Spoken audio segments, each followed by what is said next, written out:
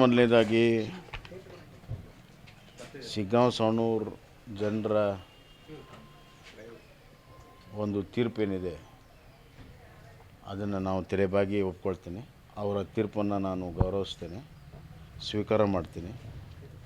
ಕಾಂಗ್ರೆಸ್ ಅಭ್ಯರ್ಥಿ ಯಾಸೀರ್ ಖಾನ್ ಪಠಾಣ್ಗೆ ಅಭಿನಂದನೆಗಳನ್ನು ನಾನು ಸಲ್ಲಿಸ್ತೇನೆ. ಒಂದು ನಿಮಿಷ ಪೂರ್ತಿ ಮಾಡಿ.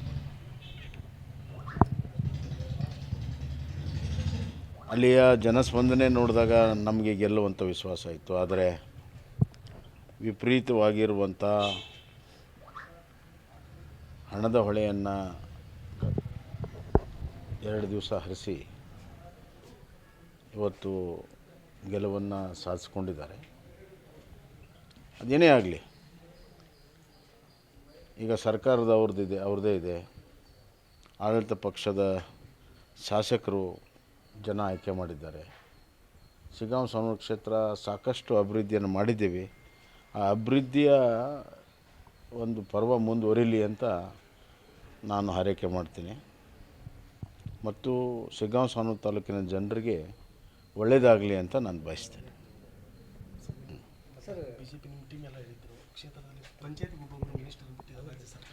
ಅದೆಲ್ಲ ಗೊತ್ತಾಗಿದೆಯಲ್ಲ. ಈಗ ಸುಮಾರು 10 ಜನ ಸಚಿವರು, 40ಕ್ಕಿಂತ ಹೆಚ್ಚು MLAಗಳು, ಮಾಜಿ MLAಗಳು ಎಲ್ಲರೂ ಬಂದು ಕನಸು ಮಾಡಿದ್ದಾರೆ. ಅದಕ್ಕೆ ನೀವು ಕೂಡ ಹೇಳಿದ್ರಲ್ಲ ಬೊಮ್ಮಾಯಿ ವರ್ಸಸ್ ಸರ್ಕಾರ ಅಂತ. ಇಲ್ಲಿ ಸರ್ಕಾರದ ಯಂತ್ರ, ಹಣ, ಅದರ ಲಾಭದಿಂದ ಅವ್ರು ಗೆದ್ದಿದ್ದಾರೆ. ಸರ್, ಮಹಾರಾಷ್ಟ್ರ ಮತ್ತು ಜಾರ್ಖಂಡ್ ಚುನಾವಣೆ, ಮಹಾರಾಷ್ಟ್ರದಲ್ಲಿ BJP ಭರ್ಜರಿ ಇದು ಮಾಡಿದೆ ಸರ್. ಅಂದರೆ ಮಾಹಿತಿ ಮಹಾರಾಷ್ಟ್ರದಲ್ಲಿ ನಿರೀಕ್ಷೆಯಂತೆ BJP ನೇತೃತ್ವದ ಮಹಾಯುತಿ ಅಬ್ಸಲ್ಯೂಟ್ ಮೆಜಾರಿಟಿಗಿಂತ ಹೆಚ್ಚು 2/3 ಮೆಜಾರಿಟಿ ಹತ್ರ ಇವತ್ತು ಗೆಲ್ತಾ ಇದೆ.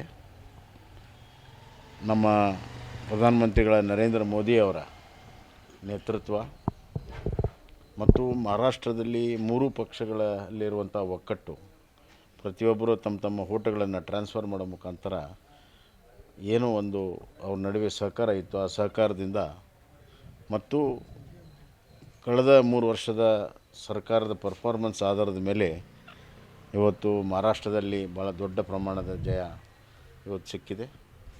ಇದು ನರೇಂದ್ರ ಮೋದಿ ಅವರ ಲೋಕಸಭಾ ನಂತರ ನರೇಂದ್ರ ಮೋದಿಯವರು ಪರವಾಗಿ ಜನ ಗಟ್ಟಿಯಾಗಿ ನಿಂತಿರುವಂಥದ್ದು ಸಾಕ್ಷಿಯಾಗಿದೆ. ಮತ್ತು ವಿರೋಧ ಪಕ್ಷ ಕಾಂಗ್ರೆಸ್ಸು ಏನು ಲೋಕಸಭಾದಲ್ಲಿ ಕೆಲವು ಸೀಟುಗಳನ್ನು ಹೆಚ್ಚಿಸಿ ಬಿಗಿತಾ ಇದ್ದರು, ಅವರಿಗೆ ಅವರ ಸ್ಥಾನವನ್ನು ಮಹಾರಾಷ್ಟ್ರ ಜನ ತೋರಿಸಿದ್ದಾರೆ. ಸರ್, ಈ MP ಚುನಾವಣೆಯಲ್ಲಿ ಶಿಗ್ಗಾಂವ್ ಕ್ಷೇತ್ರದಲ್ಲಿ ಸ್ವಲ್ಪ ಕಡಿಮೆ ಅಂತರ ಬಂದಿತ್ತು ಸರ್. ಆವಾಗಲೇ ಅಲರ್ಟ್ ಆಗಿದ್ದರೆ ಏನಾದರೂ ಗೆಲ್ಲುವಂಥ ಸಾಧ್ಯತೆ? ಇಲ್ಲ, ಅಲರ್ಟಾಗಿ ಏನೆಲ್ಲ ಕೆಲಸ ಮಾಡಿದ್ದೀವಿ, ಆದರೆ ಇಡೀ ಸರ್ಕಾರ ಬಂತು. ಕೆಲವು ವಿಚಾರಗಳನ್ನು ನಾವು ಬೇರಂಗೆ ಹೇಳೋಕ್ಕಾಗಲ್ಲ. ಭಾಳ ದೊಡ್ಡ ಪ್ರಮಾಣದಲ್ಲಿ ಆಡಳಿತ ಯಂತ್ರ, ಮಂತ್ರಿಗಳು, ಹಣದ ದುರುಪಯೋಗ ಭಾಳ ಆಗಿದೆ. ಮತ್ತು ಸಾಮಾನ್ಯವಾಗಿ ಉಪಚುನಾವಣೆಯಲ್ಲಿ ಸರ್ಕಾರಕ್ಕೆ ಒಂದು ಅಡ್ವಾಂಟೇಜ್ ಇರ್ತದೆ. ನಾವು ಕೂಡ ಒಂದು ಕಾಲದಲ್ಲಿ 17 ಬೈ ಎಲೆಕ್ಷನಲ್ಲಿ 13 ಗೆದ್ದಿದ್ವಿ. ಇದು ಸರ್ಕಾರದ ಪರ್ಫಾರ್ಮೆನ್ಸ್ ಮೇಲೆ ಇದು ಒಂದು ಹೋಟ್ ಅಂತಲ್ಲ. ಹಿಂದೆ ನಾವು 17 ಗೆದ್ದಿದ್ವಿ, ಆ 17ರಲ್ಲಿ 13 ಗೆದ್ದಿದ್ವಿ.